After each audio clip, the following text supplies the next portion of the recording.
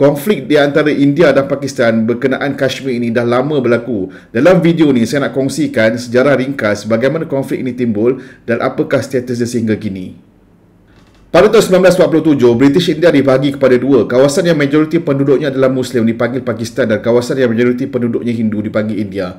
Okey, pembahagian ini telah mencetuskan keganasan dan menyebabkan lebih kurang 1 juta kematian dan displacement lebih kurang 15 juta. Dan kawasan yang menjadi flashpoint ataupun titik yang menjadi perbalahan adalah Jammu and Kashmir. Disebabkan penduduknya majoriti adalah beragama Islam tetapi kingnya beragama Hindu.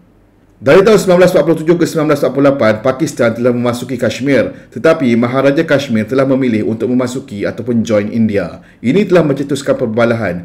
Pada tahun 1949, United Nations telah broker a ceasefire dan telah membuat line of control ataupun satu garisan yang memisahkan Kashmir. Walau bagaimanapun, kedua-dua negara claim full authority terhadap wilayah tersebut.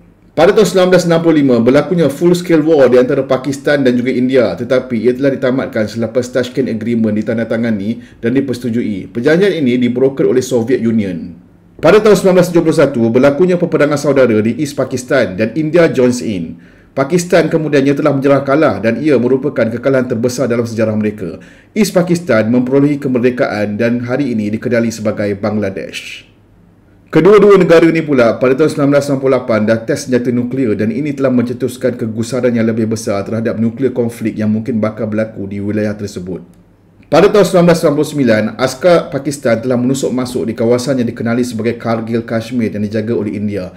India kemudian yang melancarkan operasi tentera besar-besaran untuk menghalau mereka keluar. Dan peperangan ini telah ditamatkan selepas withdrawal of Pakistan punya askar dari kawasan tersebut selepas mendapat tekanan antarabangsa terutama yang diberikan oleh Amerika Syarikat. Semenjak itu banyak berlaku serangan di antara kedua negara ini seperti pada tahun 2001 berlakunya serangan di India Parlimen, pada tahun 2008 berlakunya serangan Mumbai Attack yang membunuh 166 orang dan kumpulan Lashkar-e-Taiba telah dikaitkan iaitu sebuah Pakistani punya grup.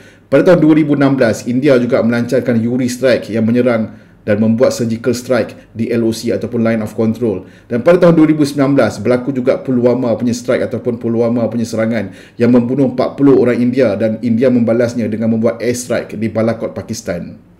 Jadi konflik Kashmir ini bukanlah satu konflik yang baru, ia merupakan satu konflik yang panjang dan merupakan satu krisis identiti, bangsa, agama dan juga sejarah.